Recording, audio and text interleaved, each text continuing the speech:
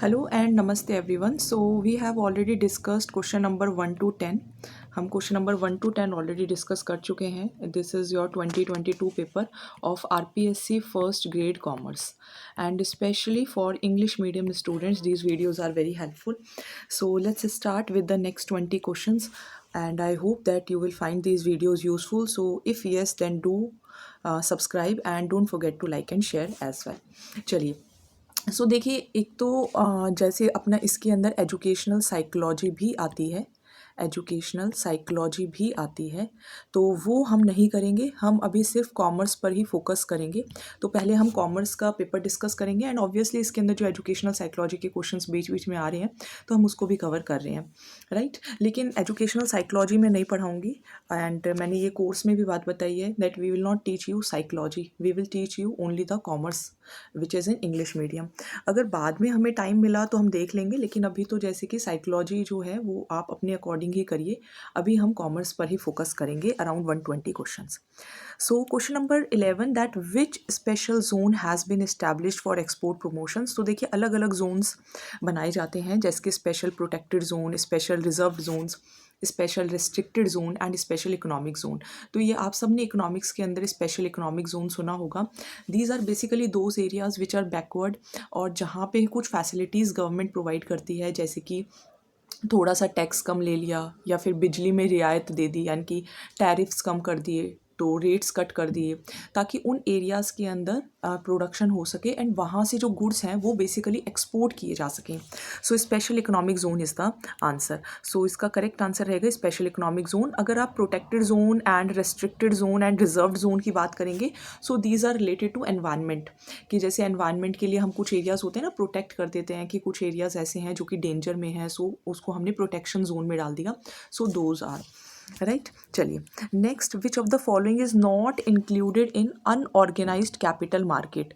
Not included, ठीक है, तो वो ऑर्गेनाइज्ड पूछ रहे हैं कि इनमें से ऑर्गेनाइज्ड क्या है। तो देखिए, money landers, indigenous bankers and जो हमारे सराफ्स होते हैं, वी ऑलरेडी नो कि ये वो लोग हैं जो कि ट्रेडिशनल बैंकर्स हैं, जो कि लोन देते हैं लोगों को at higher rate of interest, और अगर वो रेट पे नहीं करते, लोन रीपे नहीं करते हैं, तो वो उनसे क्या करते हैं, उन्हें डेब्ट ट्रैप में फंसा लेते हैं। तो यही है अपना अनऑर्गेनाइज्ड कैपिटल मार्केट। लेकिन अभी क्वेश्चन में क्या पूछा जा रहा है कि आप नॉट इंक्लूडेड बताइए, यानी कि ऑर्गेनाइज्ड बताइए। तो डिबेंचर होल्डर शेयर्स आपने अकाउंट्स के अंदर पढ़ा होगा कि ये शेयर होल्डर्स हो गए या डिबेंचर होल्डर्स हो गए, तो इनको प्रॉपर कार्ड्स इशू होते हैं, प्रॉपर रजिस्ट्रेशन होता है। So these are included in organised capital market. So option number 3 is the answer. चलिए, नेक्स्ट क्वेश्चन पर आएंगे। जैसे कि अब यहाँ पे साइकोलॉजी का क्वेश्चन आया, तो हम यहाँ पे साइकोलॉजी आपको ज़रूर करा रहे हैं, जितने भी क्वेश्चंस इसके अंदर आएंगे। बट हाँ, हमने कोर्स में देखिए ये बात नहीं कही है कि हम आपको एजुकेशनल साइकोलॉजी भी कराएंगे। बट येस, मैं आपको ये भी कह रही हूँ कि विद द टाइम, अगर हमें टाइम मिलेगा तो हम आपको एजुकेशनल साइकोलॉजी भी कराएंगे, लेकिन अभी हमारा फोकस कॉमर्स कंप्लीट कराने पर ही है।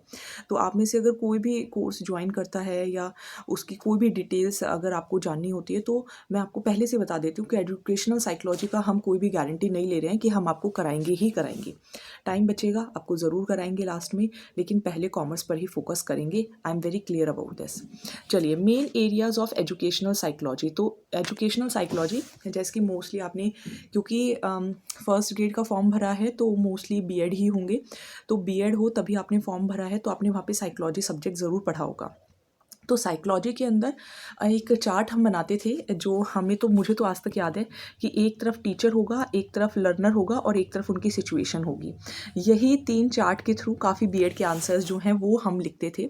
तो एजुकेशनल साइकोलॉजी के अंदर सोसाइटी का जो रोल है वो डायरेक्ट ना होके इनडायरेक्ट ज़रूर है। देखो, आपकी एजुकेशन पे ऑब्वियसली सोसाइटी का बहुत फ़र्क पड़ता है, दिस इज़ ट्रू, लेकिन डायरेक्टली फ़र्क नहीं पड़ता, इनडायरेक्टली फ़र्क पड़ता है। अब एजुकेशन के अंदर लर्नर तो होगा ही ना, वरना आप एजुकेट किसको करेंगे। एक प्रोसेस भी होगी जिसके थ्रू वो लर्न करेगा, और एक सिचुएशन भी क्रिएट होगी जिसके अंदर वो लर्न करेगा। So option number B, C and D, third is the answer. चलिए, नेक्स्ट क्वेश्चन अकाउंट्स का क्वेश्चन है कि A, B and C are partners and A withdraw करता है 3000 at the time of the beginning of each month. ये आप class 12th का twelfth का चैप्टर है P&L एप्रोप्रिएशन यानी कि फंडामेंटल्स ऑफ पार्टनरशिप। उसके अंदर इंटरेस्ट ऑन ड्राइंग सिखाई जाती है कि अगर बिगिनिंग ऑफ द मंथ में कैलकुलेट करते हैं तो अपने पास फॉर्मूला होता है time left after first drawing plus time left after last drawing divided by 2। ठीक है, तो जब आप उसको सॉल्व करते हैं तो देखिए जब आपने बिगिनिंग में ही वो कर लिया, तो बिगिनिंग में ही आपने कैलकुलेट कर लिया तो आपके पास 12 मंथ्स बचे।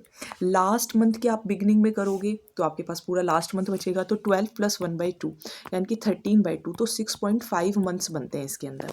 ठीक है, ये उन्हीं को समझ में आ रहा होगा जिसने थोड़ा बहुत अकाउंट्स पढ़ा है या वो पढ़ा रहे हैं। नहीं पढ़ा है तो आप थोड़ा सा बेसिक्स को क्लियर करिए। चलिए, तो इंटरेस्ट कितना होगा, रेट है 12%, तो अपने पास सिंपल फॉर्मूला है 3000 एवरी मंथ। तो मंथ कितने होते हैं 12, तो 3000 इंटू में 12 कितना हो गया 36,000 मंथ्स। मैंने अभी आपको बताया 6.5 कैसे निकलेगा, फॉर्मूला होता है time left after first drawing plus time left after last drawing divided by 2। इस तरीके से आपका 6.5 निकलता है। रेट कितना गिवन है 12 गिवन है, तो आप इसको यहाँ पे एक 0 और लगाएंगे, 3 0 से 3 0 कट हो जाएगा। अब हमें करना है इसको मल्टीप्लाई, तो 36 को ही पहले आप देखिए 12 से मल्टीप्लाई करेंगे तो कितना आएगा, 36 इंटू में 10 कितना आएगा 360, और 360 इंटू में 2 कितना आएगा 72, तो ये अपना बन गया 432। नाउ 432 को मल्टीप्लाई करना है 65 से, तो 432 को मल्टीप्लाई करना है 65 से, तो 5 2 जा 10, 5 3 जा 15, 16, 5 4 जा 20, 2 1 6 0 एंड 6 2 जा 12, 1 कैरी, 6 3 जा 18, 19, 6 4 जा 24, 20, 6 4 जा 24, 25। ये थोड़ा सा मुझे अच्छे से ही मल्टीप्लाई करना पड़ेगा। 432 मल्टीप्लाई 65, तो 5 2 जा 10, राइट। ये अपना तो देखिए यहाँ पे अगर हम मल्टीप्लाई करेंगे तो 6 4 जा 24 बैठ जाएगा, और 24 तो काफ़ी ज़्यादा हो जाएगा, है ना, क्योंकि 24 का तो ज़्यादा है ही नहीं ना, यहाँ पे आंसर ही नहीं है। 20 सबसे बड़ा ही नंबर 2340 है। एक बार दोबारा से कर लेते हैं, 3000 इंटू में 12 आएगा 36,000। रेट कितना है 12% है, और अपने पास मंथ्स कितने होंगे 6.5, सॉरी मैं मल्टीप्लाई बाई 12 करना भी भूल गई, 6.5/12 लिखते हैं। तो 12 से 12 कट, एक 0 और आ जाएगा, 3 0 से 3 0 कट, 36 को मल्टीप्लाई करना है 65 से। 36 को मल्टीप्लाई करेंगे 65 से, 5 6 जा 30, 5 3 जा 15 प्लस 3 18, 6 6 जा 36, 6 3 जा 18 प्लस 3 21, तो 0 8 प्लस 6 14, 2340।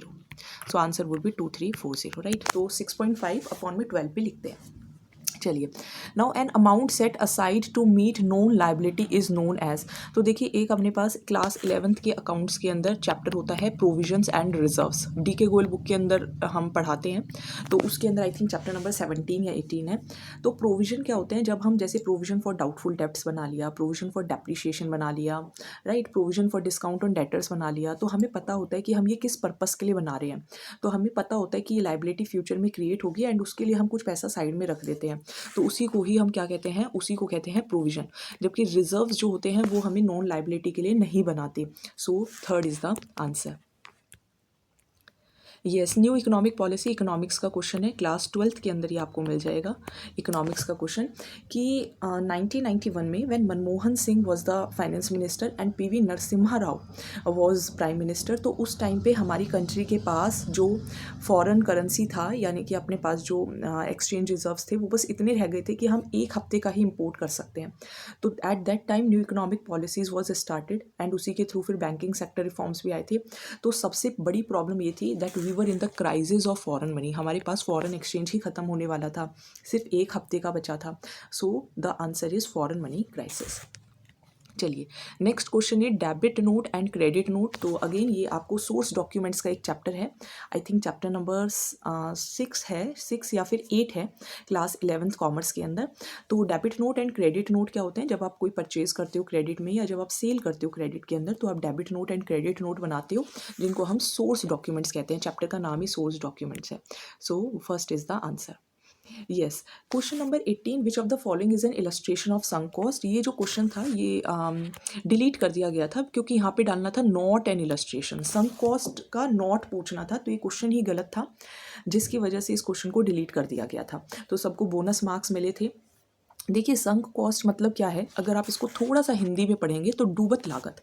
डूबत मतलब पैसे गए, अब कुछ नहीं मिलने वाला आपको, ठीक है, डूब गए पैसे। तो यानी कि ऐसी चीज़ जो कि अब हो चुकी है, now you can not recover it, आप उसको रिकवर नहीं कर सकते। ये पैसा तो लगना ही था, लग चुका, नाउ डूब चुका है, that is called sunk cost. तो आप एक बात बताओ, इंटरेस्ट ऑन कैपिटल क्या होता है? इंटरेस्ट ऑन कैपिटल मीन्स ये राम है और ये राम का बिजनेस है। तो जब राम अपना बिजनेस एस्टैब्लिश करता है तो ऑर्गेनाइजेशन में कैपिटल लगाता है, और उस कैपिटल पे जो ऑर्गेनाइजेशन होती है वो इन्हें इंटरेस्ट पे करती रहती है। इसे ही तो कहते हैं हम इंटरेस्ट ऑन कैपिटल। तो ये तो आपको पे करते ही रहना पड़ेगा जब तक ऑनर रहेगा, जब तक उसकी कैपिटल रहेगी तो इंटरेस्ट ऑन कैपिटल तो पे करते रहना पड़ेगा, करते रहना पड़ेगा। So how it is a sunk cost? ये तो कोई संक कॉस्ट नहीं है, ये तो आपको देनी ही पड़ेगी ऑर्गेनाइजेशन को कंटिन्यूअसली। सो इसका आंसर इंटरेस्ट ऑन कैपिटल बनेगा, क्योंकि यही आपकी संक कॉस्ट नहीं है, बाकी सब संक कॉस्ट हैं। आपने मशीनरी को सही कराया, गए पैसे। आपने बिल्डिंग खरीदी, गए पैसे। आपने प्रोडक्शन कॉस्ट लगाई, गए पैसे। तो these all are the examples of sunk cost. Interest on capital is not an example of sunk cost. Question गलत था, क्वेश्चन के अंदर नॉट आना चाहिए था, तब आंसर जो है वो फर्स्ट बनता। फंक्शनल ऑर्गेनाइजेशन के किसको जाएगा? तो फंक्शनल ऑर्गेनाइजेशन आपका जाएगा किसको? टेलर को, है ना। So Taylor is the answer, FW Taylor is the answer. चलिए, now basics of international trade is comparative difference in cost. तो ये डेफिनेशन दी थी रिकार्डो ने, ये तो आपको लर्न करना पड़ेगा, कॉस्ट अकाउंटिंग का क्वेश्चन है। सो हमने आज 10 क्वेश्चंस डिस्कस किए, एंड ये 10 क्वेश्चंस देखिए प्रीवियस ईयर क्वेश्चंस बहुत इंपॉर्टेंट है। इसके साथ साथ आप अपने टॉपिक्स प्रिपेयर करिए, एंड जिन्होंने भी हम जो हमारे साथ पढ़ रहे हैं उनको तो हम पूरा करा ही रहे हैं, ठीक है। बाकी आप भी अपने लेवल पर पढ़िए। आप पहले, अगर किसी ने कुछ नहीं पढ़ा है, आप क्लास 11th 12th के बेसिक्स करिए, है ना।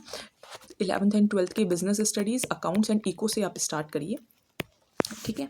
चैप्टर पढ़ो, क्वेश्चन सॉल्व नहीं करने हैं आपको, चैप्टर पढ़ना है और बेसिक समझने। अकाउंट्स में तो खासकर मैं आपको बता देती हूँ, और आप जितने भी पीछे MCQs हैं उन्हें लगाइए, तो आपका अकाउंट्स तो हो जाएगा। इकोनॉमिक्स के अंदर आप चैप्टर को आपको समझना होगा, MCQs लगाइए, बहुत सारे MCQs हैं, ठीक है। चलिए, so all the best, and don't forget to like, share and subscribe. और कॉमेंट सेक्शन के अंदर आप लिख भी सकते हैं अगर आपको वीडियो अच्छी लगती है। इंग्लिश मीडियम के लिए videos are very useful. So thank you.